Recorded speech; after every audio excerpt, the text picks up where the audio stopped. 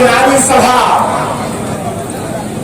हम लोगों के ऊपर आदरणीय ललित कुमार यादव जी के लिए आमंत्रित किया गया है। आज सब हम लोग इकट्ठा हैं। हम समझते हैं करीब 20 वर्ष के बाद राष्ट्रीय जनता दल पुराने रुतबा में दिखाई दे रहा है और ये जो रुतबा है ये रुतबा बतलाता है कि जीत मेरी पक्की है। आदरणीय लालू प्रसाद जी 2004 से लेकर के 2009 तक रेल मंत्री थे। उस दरमियान में रेलवे का एक से एक प्रोजेक्ट दरभंगा को दिए। उस सारे प्रोजेक्ट को इस बीच में ये भारतीय जनता पार्टी के जो भी सांसद हुए हैं वो सांसद खटाई में डाल दिए। चाहे वो दरभंगा से उससे सरकार रेलवे लाइन का मामला हो या सकरी से हसनपुर के रेलवे लाइन का मामला हो, चाहे दरभंगा से मुजफ्फरपुर रेलवे लाइन का मामला हो या लहरियासराय से लेकर के हसनपुर जाने वाले रेलवे लाइन का मामला हो, सारे मामलों को भट्ठा बैठा दिए और सभी योजनाओं को ठप कर दिए। अब ये दरभंगा में जो एम्स बनना था उसके लिए भारतीय जनता पार्टी के लोगों ने एक तरह से मुहिम चला करके एम्स को रोकने का काम किया है। ये सारे बिंदुओं को यदि सभी चीजों को हम लोगों को लाना है और उस लाने के लिए प्रतिनिधि की आवश्यकता होती है।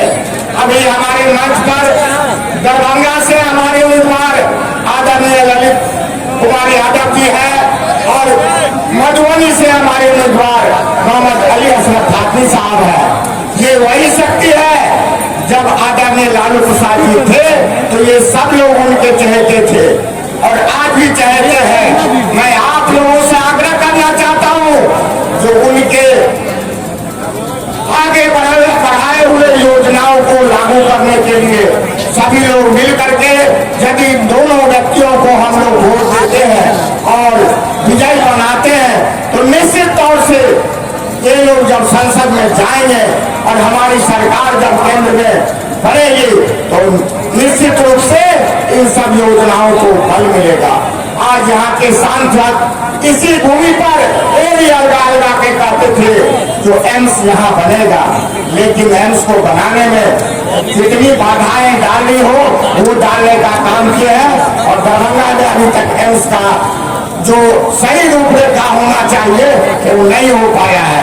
हमारे नेता आदरणीय तेजस्वी प्रसाद यादव जी जब स्वास्थ्य मंत्री थे तो उन्होंने जमीन देने का काम किया और जमीन भरा करके भी देने का काम किया जो भरवा करके देंगे। इसके बावजूद भी वो लोग आनाबाजी किए हैं।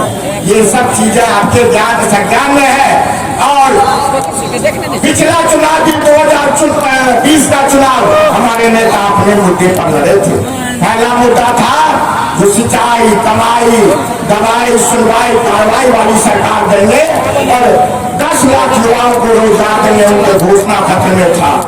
और उन्होंने 17 महीना के शासनकाल में सारे कामों को कर करके बता दिया और 5 लाख युवाओं को रोजगार दिया, सारे शिक्षकों का सेवा को समन्वय किया।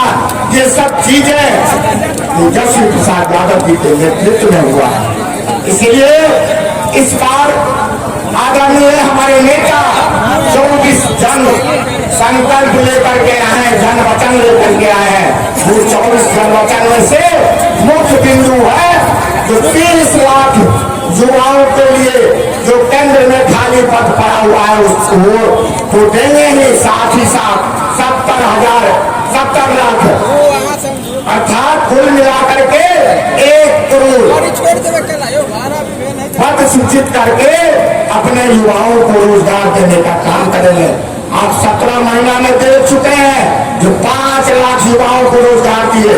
यदि इस तरह से 17 महीना में बिहार में जाति-जाति जनगणना कराए और एक साइंटिफिक डाटा बिहार को दिए, उसी तरह से पूरे देश में जातिगत जनगणना करा करके आरक्षण का दायरा जिस तरह से बिहार में 75% किया गया है, उसी तरह से केंद्र में भी आरक्षण का दायरा तमिलनाडु के तरह बढ़ाने का काम करेंगे। ये हमारे नेता का जन वचन है। इसके साथ ही करीब 24 जन वचन है। ये 2024 के चुनाव के लिए 24 जन वचन उन्होंने संकल्प लिया है और आप लोगों से निवेदन है, यदि उन्हें मौका दीजिएगा, जितने आपकी सरकार बनेगी, आपके दलित यात्री जीतेंगे, आपके अली असद खान साहब जीतेंगे, तो निश्चित तौर से ये जन वचन लागू होगा और आने वाले समय में आपकी समृद्धि आएगी।